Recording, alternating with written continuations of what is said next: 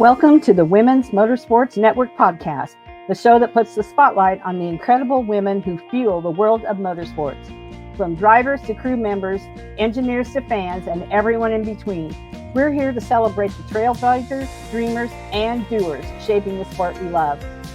Each episode, we share inspiring stories of females of all ages from every corner of the motorsports universe, past, present, and future. It's a journey through the seasons of life filled with heartfelt moments, laughter, and a whole lot of horsepower. So whether you're a lifelong fan, a racer yourself, or simply curious about the extraordinary women behind the wheel, settle in, relax, and enjoy a fun and uplifting ride with us. This is the Women's Motorsports Network podcast, connecting and celebrating women in motorsports, one story at a time. Let's hit the track.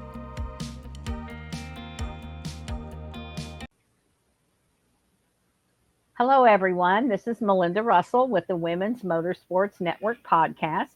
And my guest today is Karley Miller. And I got to turn my phone settings down, Karley, because somebody's texting me. Isn't that how it always goes? So welcome to the show, Karley. Would you start by just sharing a little bit about yourself with my listeners?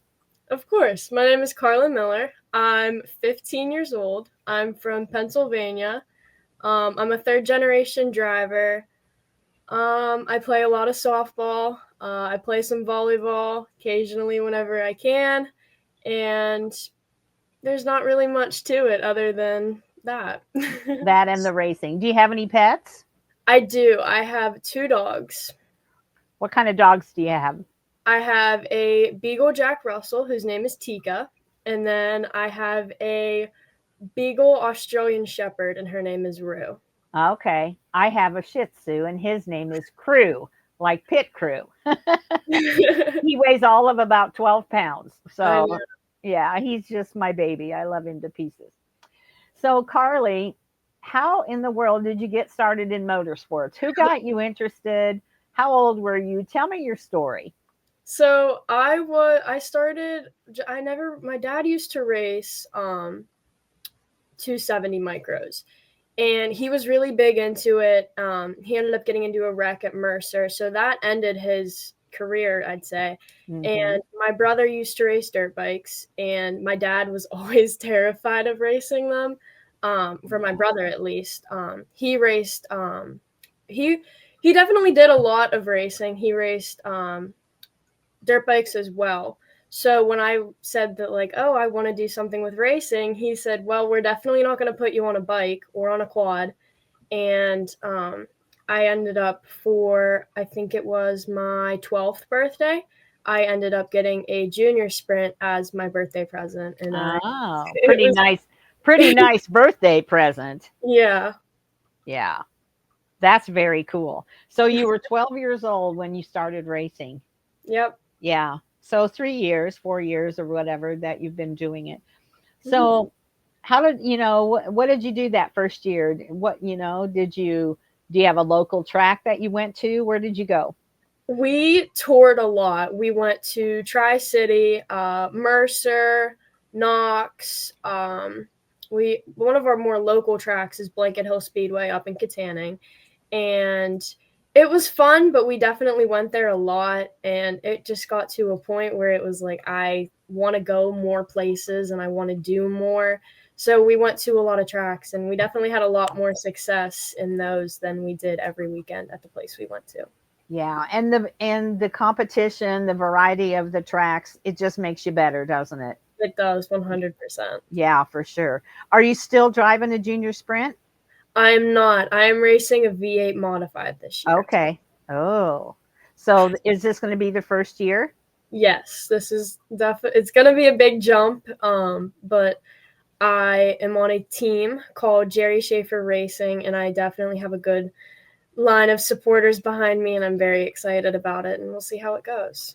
Oh, I think that's very exciting. So let's go back to the junior sprint years first. You apparently had a lot of success or had some success. What was your favorite thing about being in the junior sprints?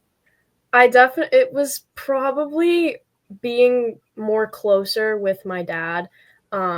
We definitely shared that kind of a bond between well, let's do this with the car and let's try this and run here. And what if we do this better? And it was just a really good way for me to connect more with my dad. And I definitely loved that most about it. Yeah, that's awesome. So you have a brother, it sounds like. Is it just the two of you? It's me and my brother. We're both together. And then my mom didn't really race at all. She's definitely more of a scared of all of us racing. My brother stopped racing after he went to college, and me and my dad and my brother all collectively get together and we all go racing. Okay. That sounds like so fun. And, there's so many family memories that you're making with that. And there's nothing better than that for sure. Mm-hmm. So, you're going to be in the modified. Mm-hmm. How did that come about? And you being on the team with Jerry Schaefer? It was kind of a spring of the moment type. We definitely wanted to get out of the junior sprints. My dad didn't want to put me in a sprint car.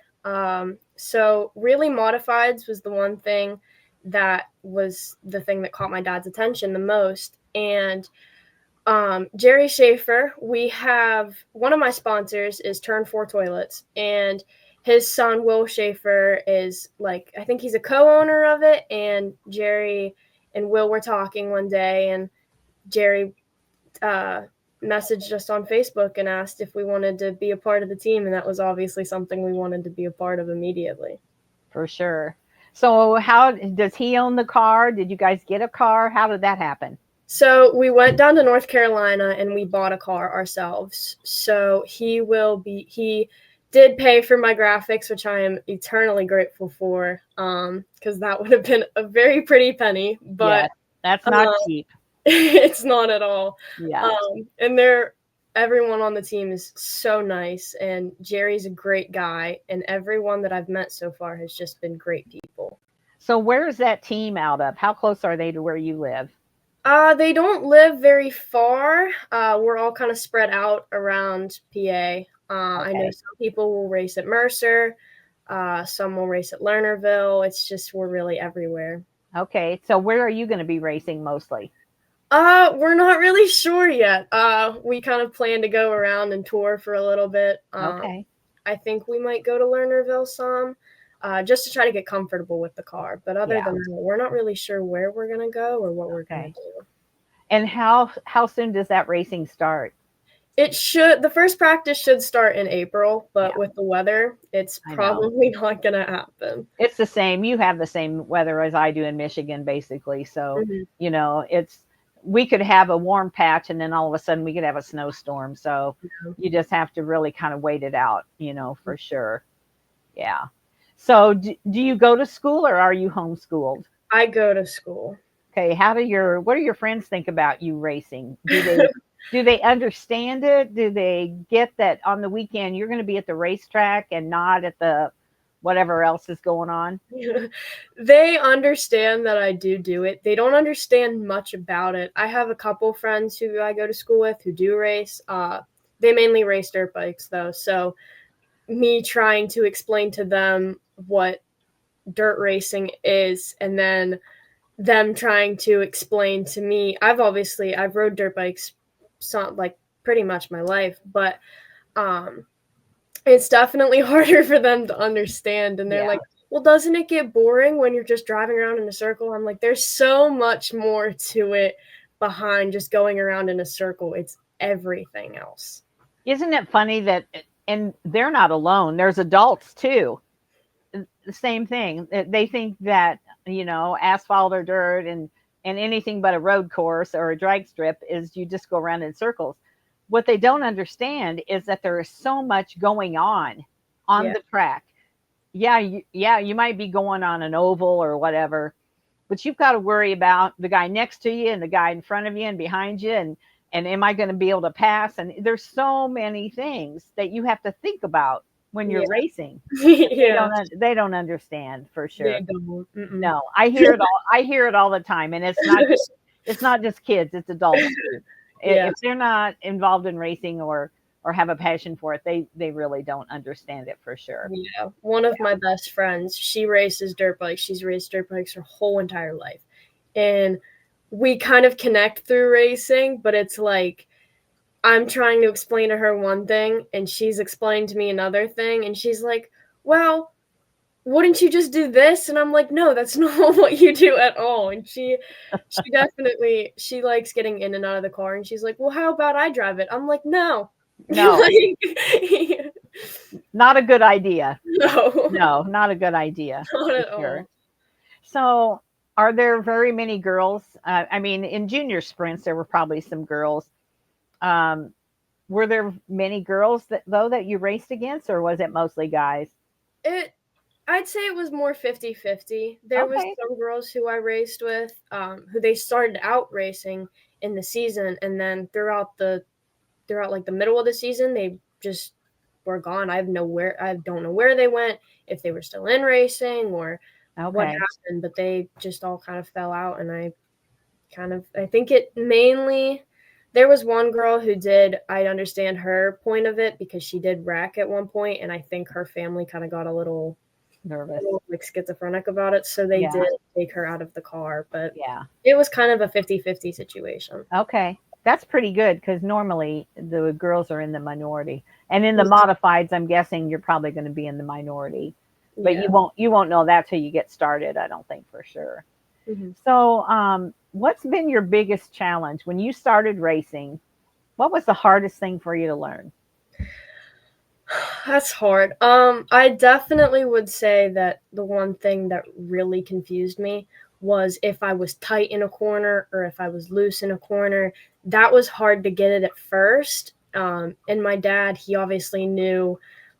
Like he tells me all the time. He's like, "You got to tell me what to do because I'm not the one driving the car." And Yeah, I when I first started, I didn't really know what was going on, and then yeah, once I finally understood it, then I could tell him what was wrong with it. yeah, yeah. It takes time, and you gotta, kind of start to feel like you're one with the car, like you're part of the car. And until that happens, I'm sure you didn't know what was going on for sure. Yeah. So you've kind of mastered that, I assume, in the last couple of years. Yeah. Um, what was other than that was being the hardest, were there any challenges for you off the track, or was it mostly just that? I mean, sometimes girls don't get accepted when they're racing, or parents can be the worst, honestly, and they can be mean about a girl racing. Did you ever have any issues like that? I had a couple. It was definitely a more common thing at the track that I was at one point. Everyone there, if you raced and you won, you were considered cheating to everyone at the track. It was just, it didn't matter who you were or what was going on. If I had one point, there was a group of parents who cheered against me, and I was like, we've had the car tagged multiple times, and Yeah, they just continued to I was like, they just continued to cheer against me, and they were like beside my parents, and they would be all excited when people would pass me. But if I passed them back, they were dead silent. And to me, I was like, are you like, I'm at that time I was 14, and I was like, are you like, I'm a are you 14 kidding me? I'm a 14-year-old I'm old a girl. 14-year-old girl racing these cars, and you are just not like it's a respect and a sportsmanship type of thing. Absolutely. And when I go to races and I like to observe because one thing first, I like to go to races where there's somebody I know that's racing, as far as like maybe somebody I interviewed or something like that. And I can remember going to English Creek in Iowa, and there were several kids I knew that were racing. And there was a particular dad who was very loud and very obnoxious. And it seemed like he hated all the kids I liked. But Yeah. I just kind of sat and watched, and I just thought, what? And that place was packed. It was like their nationals, and I was thinking he needs to have somebody record him and then play it back and be like, look at all these little kids around you, and everybody could hear him, Yeah. and you just wonder why. Why are you so negative are they so worried that their kid has to be the best? And then the pressure on the kid, on Mm-hmm. their kid, usually that kid gets a lot of pressure from the parents as well. And so Mm-hmm. I hate seeing that. And I like to see girls that finally they stand up for themselves. It's like, no, crazy, crazy Yes. for sure. Yeah. Mhm. So what are you looking forward to the most? I would say that I'm mainly excited to just get into a new car, go to more tracks, meet new people, um, hopefully get new sponsors, and just really have like a really good connection with other people that instead of just going to the same track over and over and over again. Yeah. Yeah, that's a lot of fun. I think it Mm-hmm. is. And the more you broaden your community of people that you meet and that it's just better for you in the long run anyway. It's Yeah. better racing. It's better. My dad used to always say, "It's not what you know, it's who you know." So Mm-hmm. make all those connections because you just never know, what's going to happen. Just like you're going to be racing with this race team now. Who would have Yeah. thought, right? Yeah. Yeah, absolutely. So, the modified, is your dad the one that is going to work on the car the most? Does he know what to do? You've got people helping you. Do you help on the car? How's that work? So when my brother's home from college, he'll be helping my dad a lot. During the summer, I do go out and I do help them as much as I can with the knowledge that I do have. Um, but when my brother, it'll mainly be my dad and my brother because they know a lot more than I do, considering they've both raced. Hmm. But I'll be helping as much as I can with obviously what knowledge I know. Yeah. So you're playing softball. Does that you do that during the week in the summer, or is that just during school time? It'll be during the week in the summer. I mean, we'll have a couple games during race season, which I'll just have to go from softball to the track, which Yeah. isn't the funnest, but it will do. Yeah. But I'm on a school team, and that'll be during April, Mayish, which is kind of when racing starts, but it shouldn't intertwine too much because they'll be all on weekdays. Yeah. Okay. Yeah, that's good. So you go to school, you play softball, you do a little volleyball, you've got a couple dogs, you have stuff going on for racing. How do you manage all of that and do well at all of it? It's called balance. How do you balance your life? It's chaos. It definitely is chaos.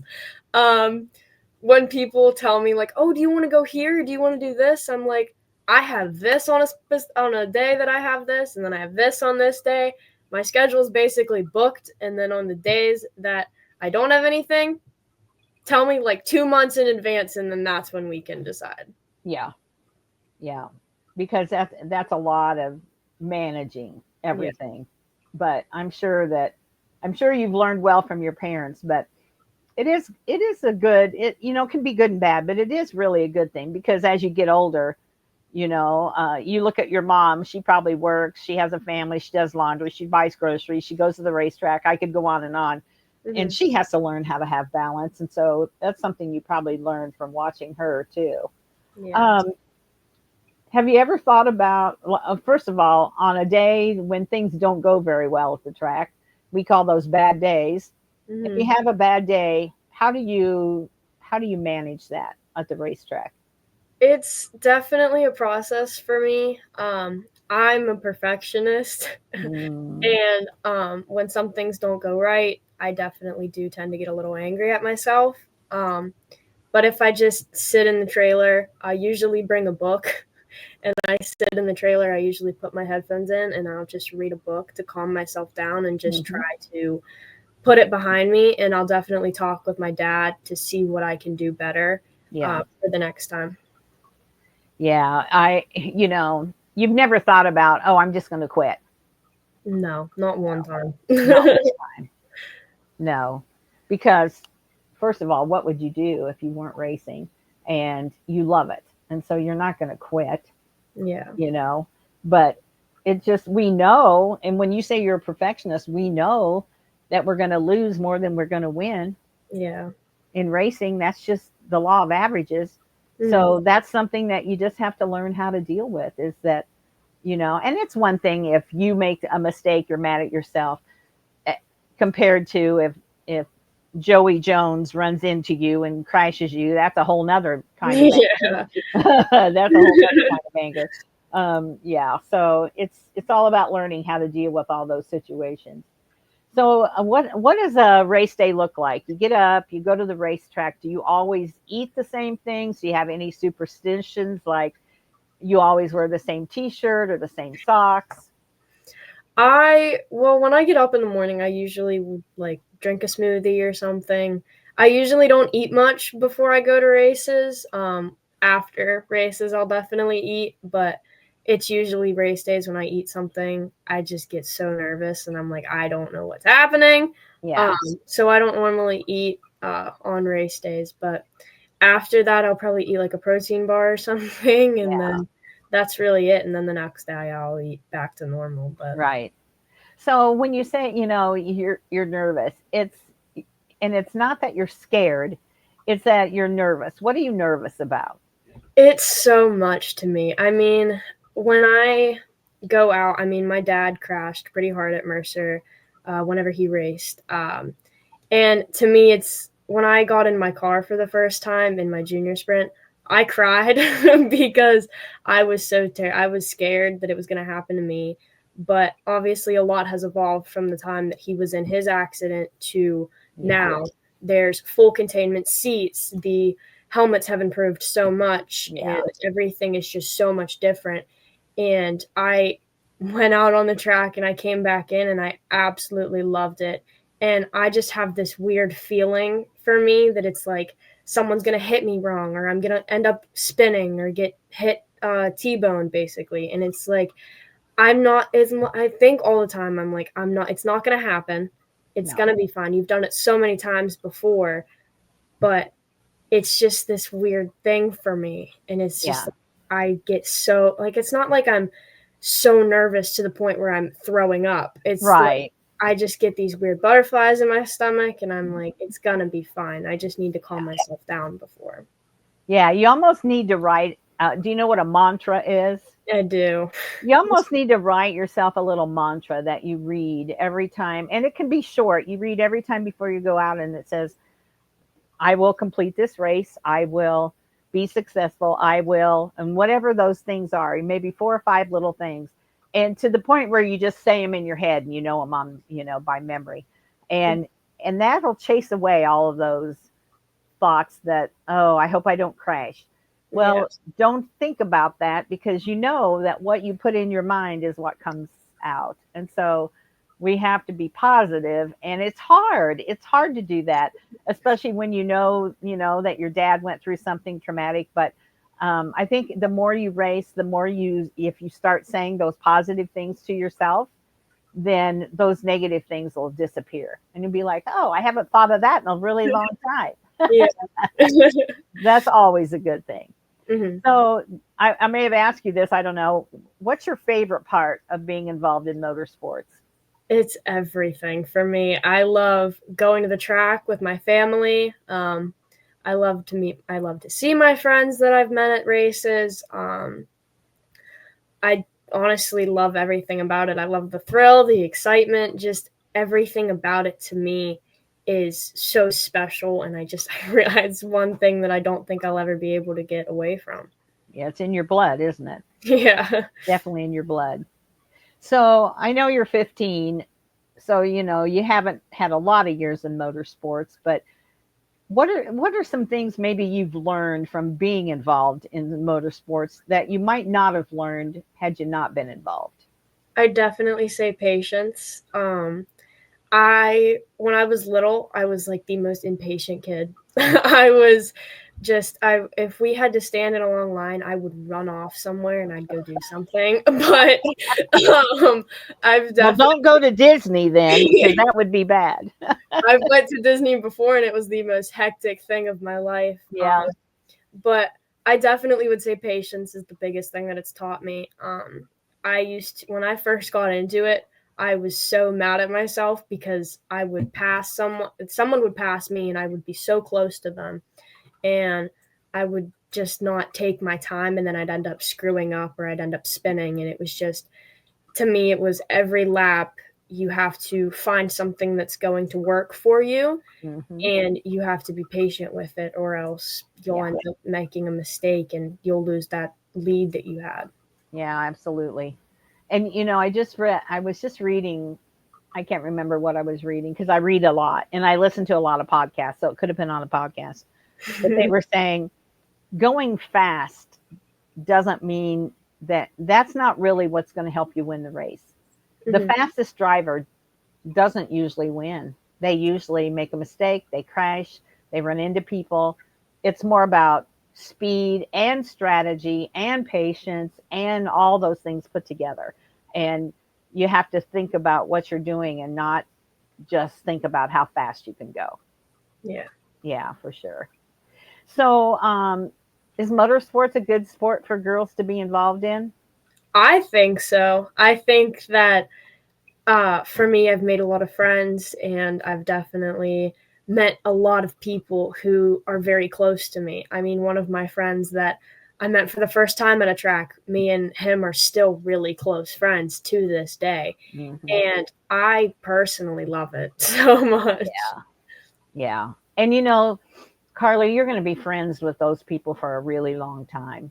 And it doesn't matter if you race at one track and he races at a different track, and you still have that bond with those people, him and whoever else. And those are the people that are going to be probably lifelong friends, which is a pretty cool thing to think about.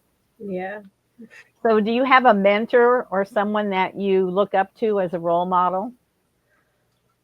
I mean, I would have to say my dad. He was pretty successful in almost everything that he did with racing, whether that be him going to Loretta's, which is a huge motocross event in, I think it's Louisiana. I could be wrong. But he's gone to Loretta Lynn's. He's gone to everywhere with racing. He's won almost over 50. He won over 50 races whenever he did race. And to me, that's something that I want to accomplish in my life. And one of my biggest goals is to hopefully exceed him in how many wins he's had. And to me, it's a big competition for me. That's very cool. He was very successful. Yeah. Has anybody given you any advice that really you took to heart and you really remembered that has really helped you? I definitely think it was probably my dad whenever he said to me a couple times that no matter how many times you win or how many times you lose, there's always something you can do better. And there's always an improvement you can make. And he also told me at one point that if you're winning multiple races, it's lonely at the top. People will not appreciate what you do sometimes, but it'll be lonely up there, and there's no way to avoid it. Yeah. And he's right, because people are jealous or they think you're cheating or any of a number of reasons, for sure. But, I think racing really requires some tough skin. People might cheer you on, and yet deep down they wish somebody else would win. There's all kinds of things that happen at the racetrack for sure. And sometimes I say to my husband, "Oh, it's just like high school." I mean, you're in high school, so you kind of get it. But when you see these adult men and the way they act, and I said, "Oh my gosh, they act like they're still in high school." That's kind of a not nice thing to say about them. But anyway, so do you have a favorite memory so far? I would say I have two that are tied. I won my first race that I ever won. I think it was the first race of my second season, and I won, and I was ecstatic. I watched the video over and over again, and I'm like, I still get butterflies when I watch it, because it's like my whole family's excited. The people who were there watching me were excited. I practically ran full speed to my dad and jumped up and gave him the biggest hug ever, because I was so grateful for it.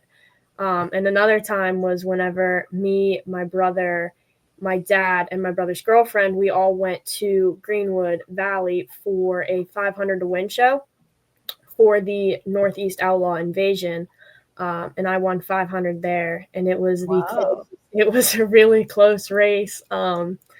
It, I mean, it was all about track position, Mm-hmm. and it was one of the funnest tracks I've ever been at. It was slant. It had everything about it to me that fell in love with. Yeah.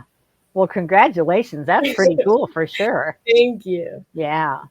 So, do you ever have like autograph night where you have little girls or boys come up and yeah, how does So that go? Do you have a lot of little kids that come up and like want to sit in your car or want an autograph? There's was this one time that I will always remember for me. It was, I think, the second autograph night that I ever had. Um, and this little girl ran up to me and she was like, "How long have you been doing this?" She was asking me so many questions. She could not have been more than 8 years old. And she was like, "I want to do this." She's like, if I ever win a race, I want you to see it." And I was like, Wow. that was something to me that was just so special because Yeah. I I was once a little, like, I Yeah. wouldn't say I'm still pretty young, but I was once her age going all around Lernerville when the Outlaws ran there, and I was like, I want to do something like this when I grow Hmm. up. Yeah, that's pretty cool. And the thing is, you're such a role model for younger kids, and you don't even really probably realize it or think about it, but you really are. And that's pretty cool too. So, Karley, social media, then, we can't have an interview without talking about that. First of all, how do you think social media helps or hurts you as a race car driver? It benefits me, and it benefits some people and it doesn't benefit others. I would definitely say for me, it benefits the people who I know. You get to connect with sponsors. Yeah. It's just, if you know someone who races and you want to watch them, but you're not there to watch them, I Hmm. think it's a good way that you can see what they're doing, or you can promote your sponsors and they can see who's on your team. I definitely think, though, that social media does drag some people down. Hmm. Some people, they are the biggest Facebook warriors ever, but you go to the track and you try to confront them, they won't know a No. single thing because they get too happy about it and they angrily type out this whole paragraph, Yep. and then you go and you're like, "So let's talk about this because Uh-huh. you have this all mixed up, you have it all wrong, so let's talk about it." And they are speechless. They have no Right. idea what to say about it. They just don't know how to react because they No. do everything through it online. And I then call those I call those people keyboard warriors because yeah. behind a keyboard they're big and bad. But if you, like you said, if you tried to confront them and not really confront them, but if you said, I saw what you posted, I think we should have a conversation about it. They're not going to know one what to say Yeah. or anything because most people would never like bring it up. They wouldn't say it to your face at all. No, but that kind of puts a stop to it. You know, if they think that you're going to call them out on it. So Mhm. yeah. So Yeah. how would we follow you on social media? What platforms are you on? You can follow me on Facebook at Karley Miller Racing. Hmm. Um, I did have an Instagram account at one point, but it got taken over at one point, and I actually had two Facebook pages at once. Well, my dad and mine are linked together, so my Okay. dad's got hacked over at one point, so we had to create a whole new one. So I just have not had the time to make a new Instagram Yeah. account yet. I had the same. I had that happen. So I have my personal page, and then I had Women's Motorsports Network, and I had over, and which I started in 2017, and in 2023, somebody took it over. How they do that, I don't know, or why, because it would not benefit them in any way. Yeah. It's not monetary or any. And I had over 10,000 followers, and I lost all of them. Yeah, That was a heartbreak for me. I was honestly, I was gonna cry. I had almost 5,000 followers on Hmm. my first race page from the time that I started to my third season, which would have been about 3 years, and it got all taken away, and I almost cried. Oh, I did cry, and I'm old, but I cried because I was so hurt. And I know it's not personal because probably the person that did it has no idea who I am or anything about it. And I think it's just people that just do that to be ornery or whatever. Mm-hmm. But yeah, I was so angry, and I even went to the length of copying all kinds of things, documentation and stuff, to prove that I was the owner of that page, and FedExed it to Facebook, and never heard a word. So there you go. So I made my mind up that yes, I'm going to use Facebook, and whatever followers I have is what I have. But I collect email addresses because those nobody can take away from me, and I can personally reach out now to you without the Facebook deal. So yeah, but it's so frustrating when that happens, and it happens a lot to people, and for no reason, for sure. So Karley, what have we not talked about that we should have discussed? I feel like we've talked about a lot. I definitely would say that I'm definitely a lot into softball. Pretty much up to like my neck in softball with everything going on. I'm a pitcher, which is a lot of workouts and trainings and everything. And I go to hitting a lot, and it's a lot of everything. But you must love it. I do. It's racing and softball for me are the two things that nothing could ever come between me and them. Yeah. And softball might get you to college, so that's a big deal. I don't think racing's going to get you to college, but softball could. So that's cool. So you're a pitcher. My son-in-law, one of my son-in-laws, was a minor league pitcher, and he hurt his arm, and so he has a pitching school in Arizona. So he trains, guys, mostly guys. He has had some softball people come, but mostly guys. And he's got a few guys that are in the big leagues now that he trained. And so one of them actually just won the Cy Young Award.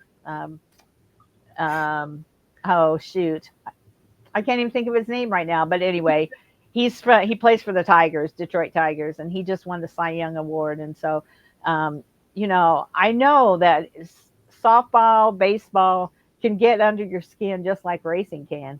100%. Yeah, for sure. Is playing softball in college something you would like to do? I think so. One of my dreams, I have a couple dream schools, but tell me. I want to either go to Penn State University. Of course you do. Florida State University. They have a pretty good softball team. Yeah, they do. Or I don't think they have a softball team, but I've always wanted to go to North Carolina because I can go to Florida if I want to, and I can go to go see my family if they're still living in Pennsylvania at the time. Yeah. I bet they do have softball. I bet it's just not their big sport. I think basketball is their biggest sport there. Mm-hmm. Yeah, but Florida and Penn State both would be great places.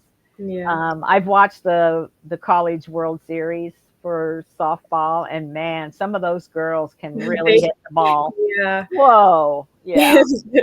I thought about at one point going to Texas or Oklahoma, but for me, that's such a stretch out. Towards just it's so far away from my home and everything. So the right place will come along. It'll come along, and you'll know that this is the right spot. So that's fun. I'm glad to hear that you've got that on the horizon for sure. Well, Karley, I don't have any other questions for you unless you have something else that you want to share. I don't believe so. Okay. Well, thanks so much for spending part of your Saturday with me. I appreciate it. I love your laugh and your smile. It just makes it so much fun for me to interview you when I can enjoy that. So I appreciate you being on. And if you just hang on after we get done recording, I've got a couple messages for you. Sounds good. Thank you for having me. You're welcome. That's it for this episode of the Women's Motorsports Network podcast. We hope you've been inspired by the stories I shared today and feel more connected to the amazing community of women in motorsports. Remember, whether you're behind the wheel, in the pits, or cheering from the stands, your story matters. And together, we're driving change and celebrating every milestone. If you enjoyed today's episode, be sure to subscribe, leave us a review, and share it with someone who loves motorsports as much as you do. And don't forget to follow us on Facebook and Instagram for updates, behind-the-scenes content, and more incredible stories.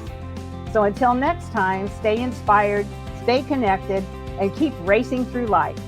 This is the Women's Motorsports Network podcast, where every woman's story is worth celebrating.